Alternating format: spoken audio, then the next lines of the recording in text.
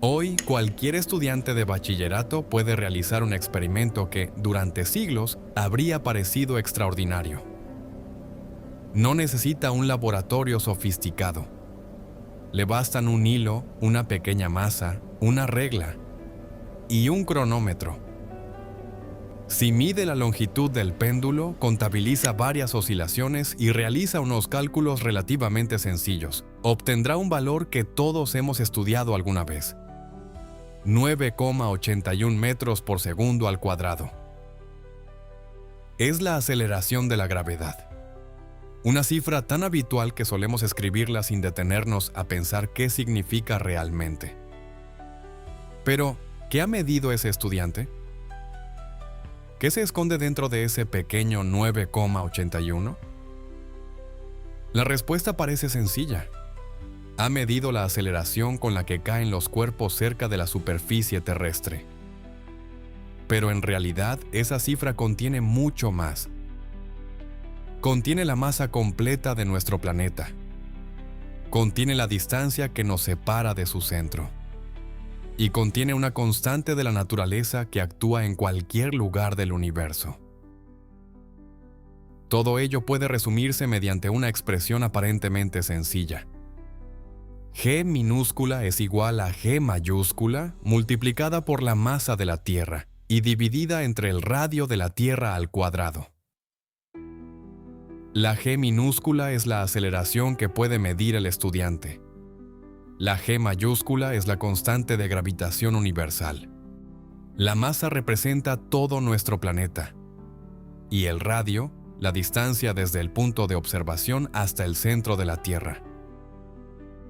El problema es que medir la aceleración de la gravedad no permite conocer esas tres magnitudes por separado. El estudiante puede observar el resultado de su acción conjunta. Pero eso no le dice cuánto mide la Tierra, cuánto pesa, ni cuál es el valor de aquella constante universal.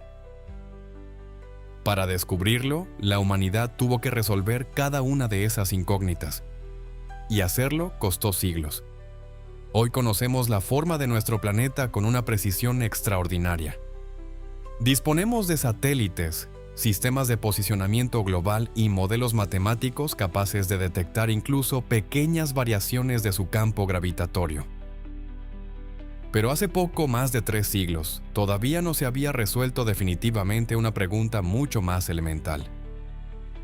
¿Qué forma tiene la Tierra? No se discutía ya seriamente si era plana. Aquella cuestión había quedado superada mucho antes. El verdadero debate era más sutil. ¿Era la Tierra una esfera perfecta? ¿Estaba ligeramente achatada por los polos? ¿O, por el contrario, era algo más alargada en esa dirección? La diferencia puede parecer insignificante cuando contemplamos el planeta completo, pero era decisiva para calcular correctamente su tamaño. Si la Tierra no era una esfera perfecta, la longitud correspondiente a un grado de meridiano no sería igual en todos los lugares. Medir un grado cerca del ecuador y medirlo cerca de los polos produciría resultados diferentes, y esa diferencia permitiría revelar la verdadera forma del planeta. Pero antes de medir la Tierra, alguien tenía que explicar la fuerza que hacía caer una piedra, y que, al mismo tiempo, mantenía los planetas en sus órbitas. Esa historia comenzó durante una conversación entre 3 hombres, y con una apuesta de 40 chelines. Edmund Halley, Robert Hooke y Christopher Wren discutían sobre uno de los grandes problemas de la astronomía. Los astrónomos sabían que los planetas describían órbitas elípticas alrededor del Sol. Johannes Kepler lo había deducido décadas antes, estudiando minuciosamente las observaciones de Tycho Brahe. Pero conocer la forma de las órbitas no significaba comprender su causa. ¿Por qué se movían los planetas en elipses? ¿Qué fuerza podía obligarlos a curvar continuamente su trayectoria, sin que cayesen hacia el Sol ni escapasen hacia el espacio?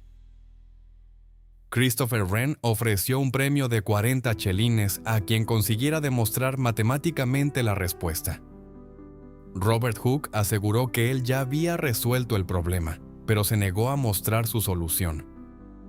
Según explicó, quería conceder a los demás la satisfacción de descubrirla por sí mismos.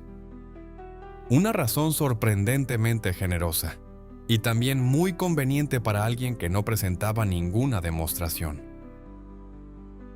Halley, en cambio, decidió buscar una respuesta y pensó en un profesor de Cambridge tan brillante como difícil, que llevaba años trabajando prácticamente aislado.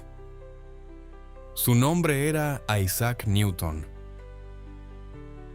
Halley viajó hasta Cambridge y le planteó una pregunta muy concreta.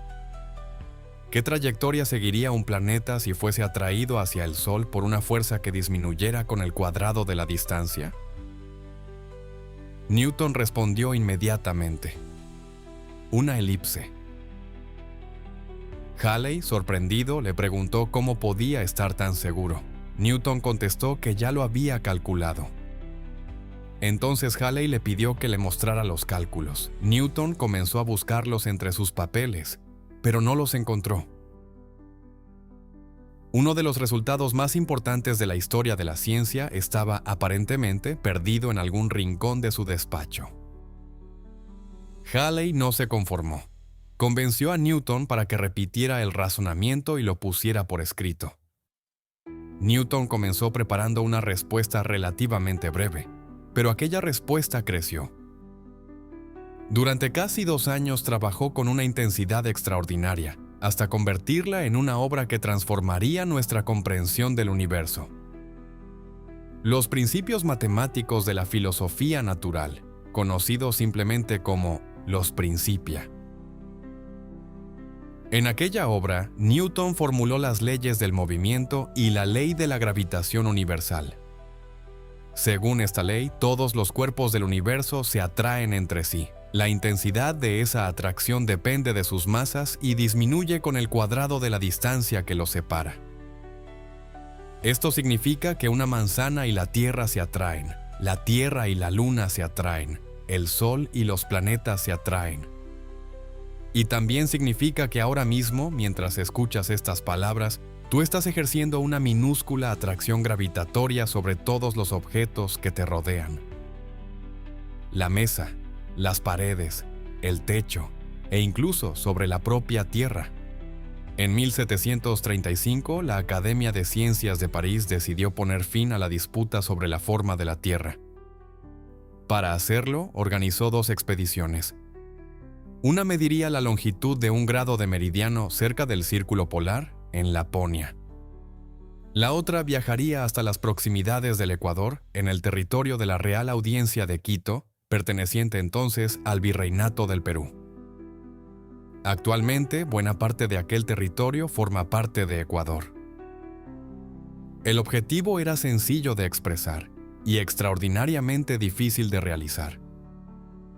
Si el grado de meridiano resultaba más largo cerca de los polos que junto al Ecuador, Newton tendría razón, la Tierra estaría ligeramente achatada. Si ocurría lo contrario, las mediciones de los Cassini serían correctas y Newton se habría equivocado. La expedición ecuatorial fue dirigida por los científicos franceses Louis Gaudin, Pierre Bouguer y Charles-Marie de la Condamine. Pero no fue una misión exclusivamente francesa. Para trabajar en los territorios americanos de la corona española necesitaban su autorización. España aceptó colaborar con la condición de que participasen 2 de sus propios científicos. Los elegidos fueron 2 jóvenes guardiamarinas, Jorge Juan y Santa Cilia, y Antonio de Ulloa.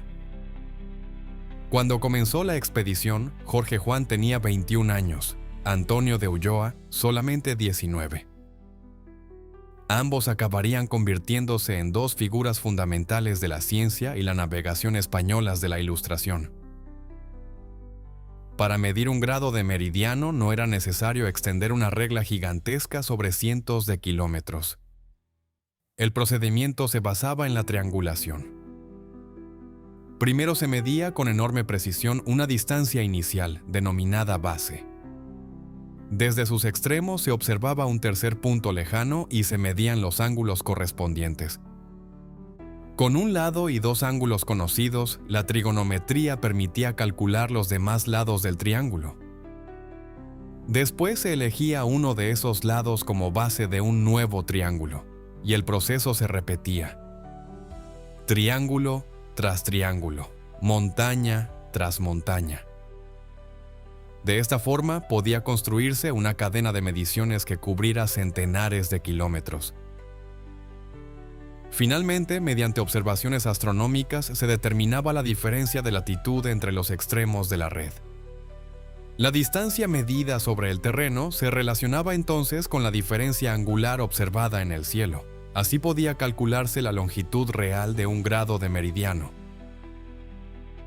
El método era elegante. El terreno no. La red debía extenderse a lo largo de más de 300 kilómetros, desde las proximidades de Quito hasta más allá de Cuenca.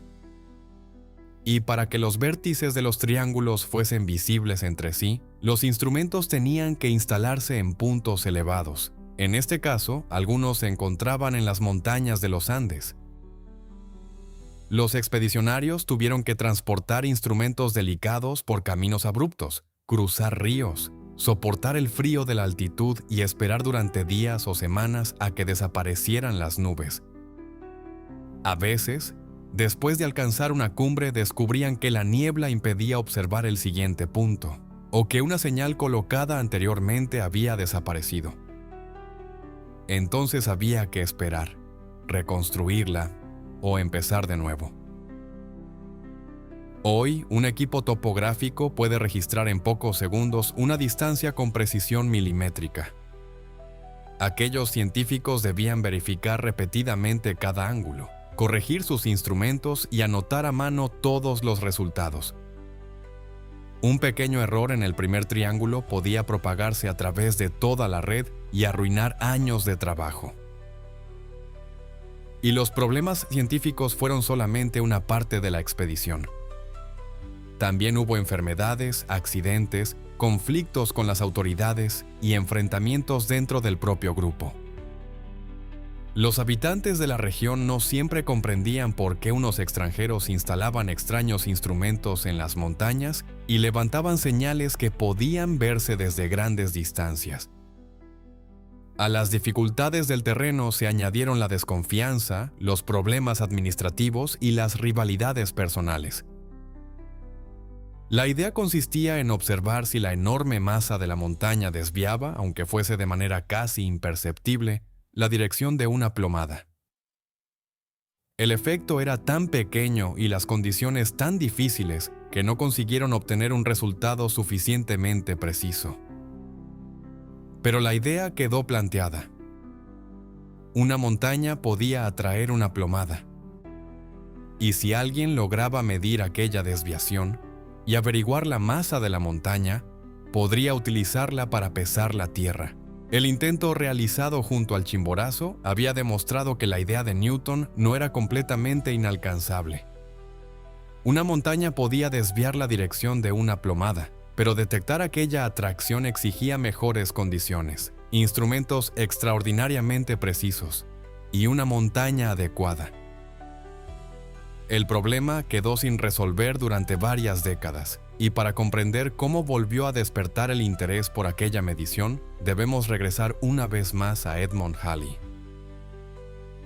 Halley había propuesto un procedimiento para calcular la distancia entre la Tierra y el Sol.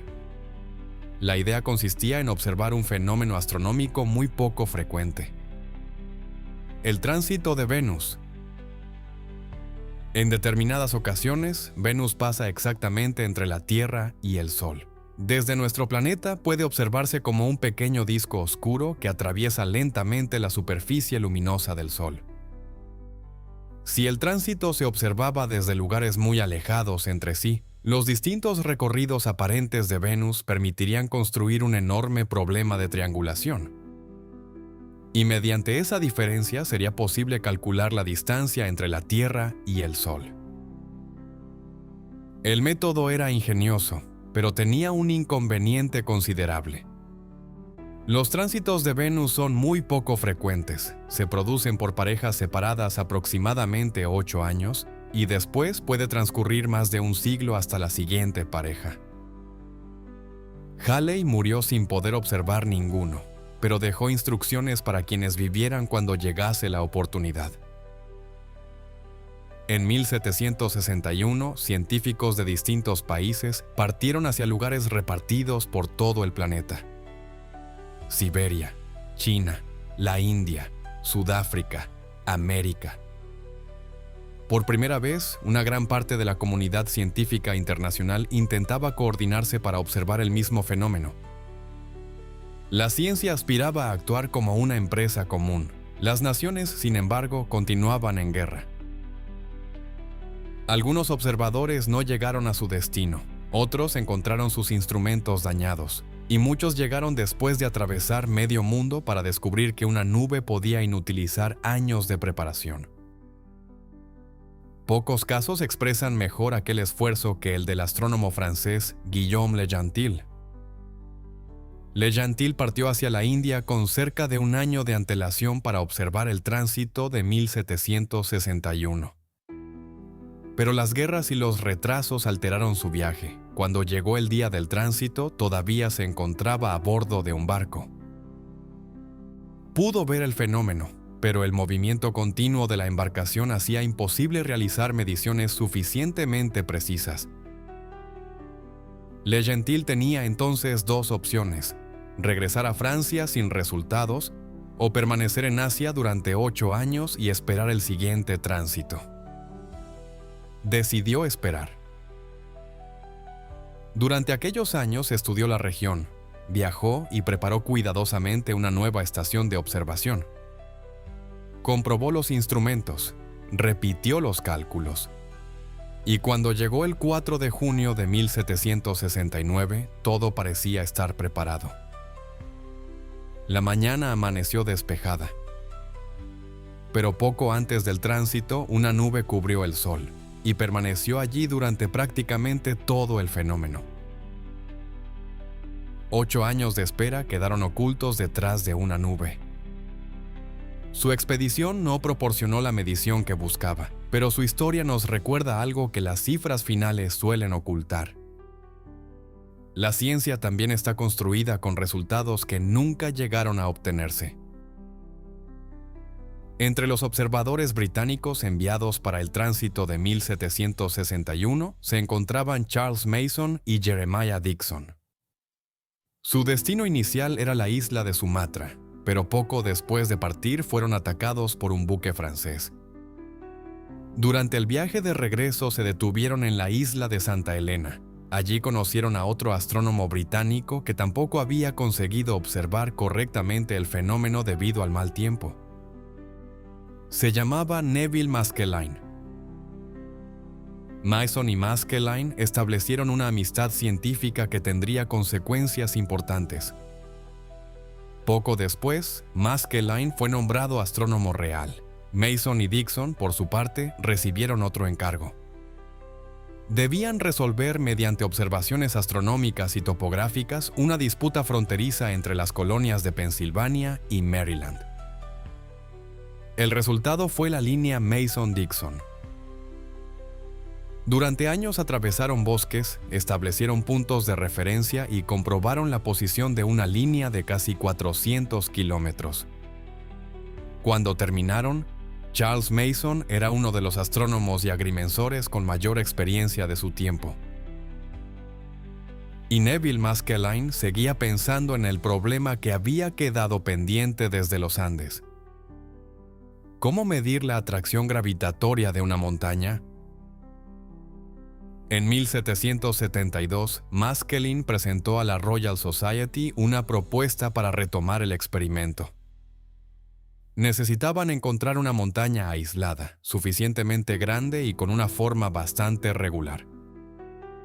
Cuanto más sencilla fuera su geometría, más fácil resultaría calcular su volumen. Y para encontrarla, Maskelyne recomendó precisamente a Charles Mason. Mason recorrió durante meses distintas regiones de Gran Bretaña, hasta que encontró una montaña situada en las Highlands de Escocia, entre los lagos Tay y Rannoch. Estaba relativamente aislada, tenía laderas pronunciadas y una forma aproximadamente simétrica de norte a sur. Su nombre era Schiehallion.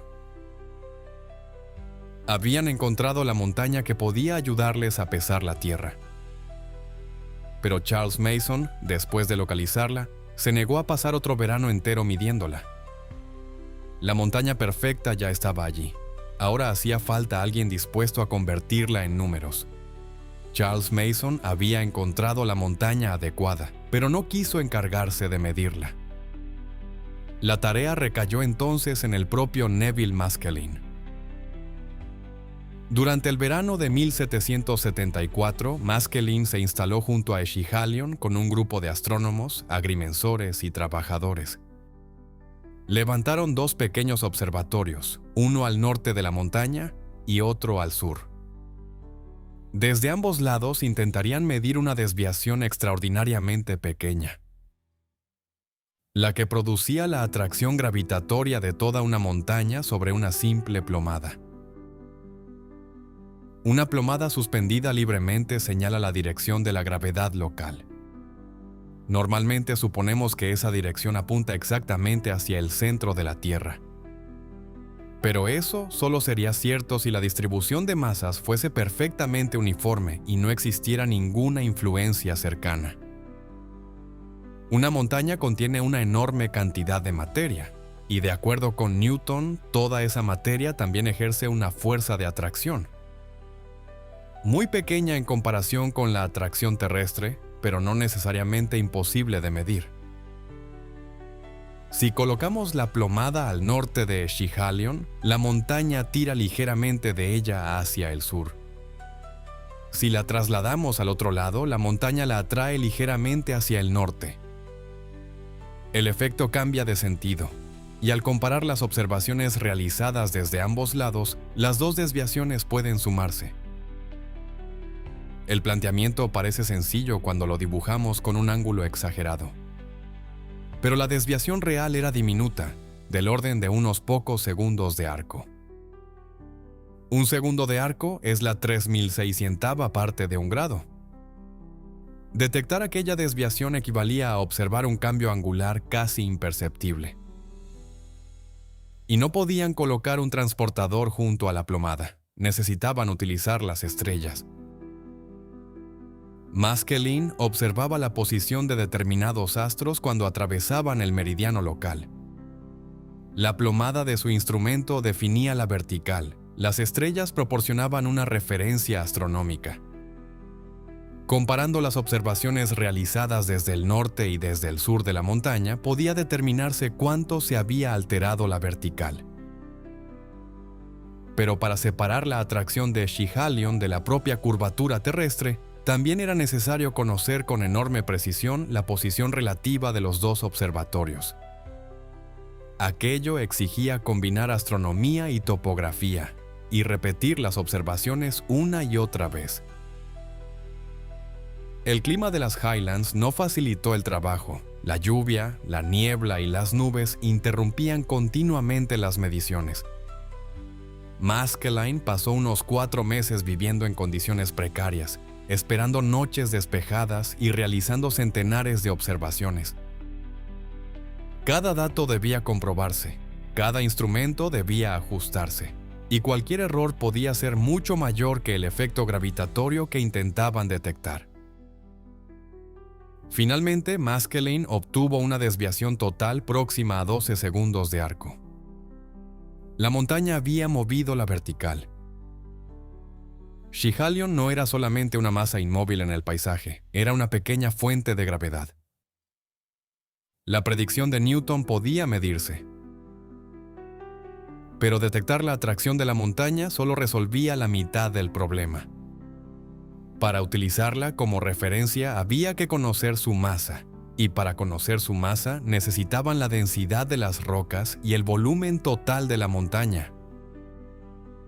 La densidad podía estimarse tomando muestras y comparándolas con la del agua. El volumen era mucho más difícil. Schiehallion no era un cono perfecto, ni una pirámide, ni ninguna otra figura que pudiera resolverse aplicando directamente una fórmula conocida. Era una montaña real, irregular, accidentada, llena de pendientes, salientes y depresiones. Los agrimensores comenzaron a medirla desde todas las posiciones posibles. Registraron direcciones, distancias y elevaciones en cientos de puntos. Los trabajos topográficos continuaron después de que Maskelyne terminara sus observaciones astronómicas. Cuando finalizaron, habían reunido una enorme cantidad de datos. Pero una lista de cotas no es todavía una montaña. Los cálculos fueron encomendados al matemático Charles Houghton. Ante él había un mapa cubierto por una multitud de números. Cada uno representaba la altura de un punto. Los datos estaban allí, pero la forma de la montaña permanecía escondida entre ellos. Houghton necesitaba encontrar una forma de ordenar aquella información. Entonces tuvo una idea tan sencilla como poderosa. Comenzó a unir los puntos que se encontraban a la misma altura. De pronto, el conjunto confuso de números empezó a transformarse. Las líneas revelaban las laderas, mostraban las cumbres, permitían distinguir las pendientes suaves de las más pronunciadas, y convertían una colección de observaciones aisladas en una representación comprensible del relieve. Eran líneas de igual elevación, lo que hoy llamamos curvas de nivel. Houghton no fue necesariamente la primera persona de la historia que imaginó una línea de igual valor. Existían precedentes, especialmente en mapas que unían puntos de igual profundidad bajo el agua. Pero su trabajo en Schiehallion fue una de las primeras aplicaciones rigurosas y verdaderamente útiles de este principio para representar el relieve terrestre. Y su finalidad inicial no era ayudar a un excursionista a encontrar un camino. Era calcular cuánto pesaba una montaña. Las curvas permitieron dividir Schiehallion en capas horizontales. Cada capa podía subdividirse en prismas o bloques geométricos más sencillos. Houghton calculó aproximadamente el volumen de cada uno de ellos. Después sumó los resultados. Y a partir del volumen total y de la densidad estimada de las rocas, obtuvo la masa aproximada de Schiehallion. Ahora disponía de dos atracciones gravitatorias. La atracción de la montaña, deducida de la desviación de la plomada, y la atracción de la Tierra, responsable del peso de la propia plomada. Al comparar ambas fuerzas, aparecía una ventaja extraordinaria. La constante de gravitación universal estaba presente en las dos, y al establecer su relación, se cancelaba. Houghton no necesitaba conocer todavía el valor de la G mayúscula. Le bastaba comparar la atracción producida por una montaña cuya masa podía estimar con la atracción producida por todo el planeta. De esta forma, calculó que la densidad media de la Tierra era aproximadamente 4 veces y media la densidad del agua. El valor aceptado actualmente es de unas 5 veces y media. Considerando la dificultad de las observaciones, la irregularidad de la montaña y el desconocimiento de su estructura geológica interna, el resultado fue extraordinario. Además, aquella densidad era muy superior a la de la mayoría de las rocas superficiales. Por tanto, el interior de la Tierra debía contener materiales mucho más densos.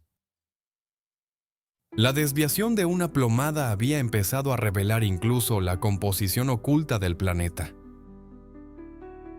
La humanidad había conseguido estimar la densidad y la masa de la Tierra utilizando una montaña escocesa, observaciones astronómicas, trigonometría y una nueva manera de dibujar el relieve. Las curvas de nivel habían ayudado a pesar el mundo. Pero el resultado todavía dependía de una dificultad importante. Había que conocer la densidad real de Schiehallion. Para mejorar el resultado, hacía falta un experimento que no dependiera de ninguna montaña. Un experimento capaz de medir directamente la minúscula atracción entre masas conocidas. La solución comenzó con un instrumento ideado por un científico casi olvidado, John Michell. El experimento de Schiehallion había demostrado que una montaña era capaz de desviar una plomada. Y comparando la atracción de aquella montaña con la de todo el planeta, Charles Hutton había obtenido una primera estimación de la densidad media de la Tierra. Hacía falta otro camino. Un experimento que no dependiera de la forma de una montaña ni de la composición de sus rocas. La solución fue concebida por un clérigo y científico inglés llamado John Michell. Michell es uno de esos personajes fundamentales que apenas aparecen en los relatos populares sobre la ciencia. Estudió el magnetismo, explicó que los terremotos se propagaban mediante ondas, investigó la distribución de las estrellas, y llegó a imaginar la existencia de cuerpos tan masivos que ni siquiera la luz podría escapar de ellos. Una idea que anticipaba con las limitaciones de la física de su tiempo, lo que hoy llamamos agujeros negros. Michell diseñó también un instrumento capaz de medir la débil atracción gravitatoria entre objetos relativamente pequeños. No entre un planeta y una luna, ni entre la Tierra y una montaña, sino entre unas esferas de plomo colocadas dentro de una habitación. Si conseguía medir aquella fuerza y conocía las masas de las esferas y la distancia que las separaba, podría determinar la intensidad de la interacción gravitatoria. Pero Michell murió en 1793, antes de completar el experimento. Había formulado la pregunta, había diseñado el instrumento, pero no viviría para conocer el resultado. Su aparato terminó finalmente en manos de Henry Cavendish. Cavendish era uno de los científicos más brillantes de su tiempo y también uno de los más reservados. Procedía de una familia extraordinariamente rica, lo que le permitió convertir parte de su vivienda en un laboratorio privado y dedicar su vida a la investigación. Pero el contacto social le producía un profundo malestar. Incluso se comunicaba con parte del servicio de su casa mediante notas escritas para evitar conversaciones personales. Su carácter puede parecernos excéntrico, pero su forma de trabajar era extraordinariamente rigurosa. Estudiaba los fenómenos con paciencia, repetía las observaciones y analizaba cuidadosamente cualquier posible fuente de error. Y el instrumento de Michell necesitaría toda esa paciencia. El dispositivo se basaba en una barra horizontal suspendida por un hilo muy fino. En los extremos de la barra había dos pequeñas esferas de plomo. Cerca de ellas podían situarse otras dos esferas mucho mayores. Según la ley de Newton, las esferas grandes debían atraer a las pequeñas. La fuerza sería diminuta, pero si conseguía hacer girar ligeramente la barra, el hilo se torsionaría. Midiendo el ángulo de torsión y conociendo la resistencia del hilo, podía calcularse la fuerza de atracción. Era una especie de balanza, pero no comparaba el peso de dos objetos. Comparaba la gravedad producida por masas conocidas. El movimiento que Cavendish intentaba detectar era tan pequeño que cualquier perturbación podía ocultarlo. Una corriente de aire, una vibración o una pequeña variación de temperatura. Incluso la presencia del propio observador podía modificar las condiciones de la habitación. Por eso Cavendish instaló la balanza dentro de un recinto cerrado. Manejaba las grandes esferas desde el exterior y observaba el movimiento mediante telescopios, sin aproximarse al instrumento. No podía tocarlo mientras realizaba las mediciones. Prácticamente no podía entrar en la habitación. Tenía que esperar a que las pequeñas esferas respondieran a la atracción de las grandes, y después medir aquella respuesta sin perturbarla. Cavendish realizó 17 series de observaciones. El trabajo se prolongó durante meses, entre 1797 y 1798. Cada vez que cambiaba la posición de las grandes esferas, la barra comenzaba a oscilar lentamente. Había que observar su movimiento, determinar la posición de equilibrio, medir el periodo de oscilación y repetir el proceso. Todo para calcular una fuerza que no podía verse y que apenas era capaz de retorcer un hilo. En 1798, Cavendish publicó sus resultados. El título de su trabajo era muy claro: Experimentos para determinar la densidad de la Tierra. Cavendish obtuvo una densidad media de aproximadamente 5 veces y media la densidad del agua. El valor aceptado actualmente es extraordinariamente parecido. Había conseguido un resultado con un error cercano al 1% utilizando esferas de plomo, un hilo de torsión y un sistema de observación construido en su propia casa. Suele decirse que Cavendish midió la constante de gravitación universal. Y, desde la perspectiva actual, su experimento permite calcularla.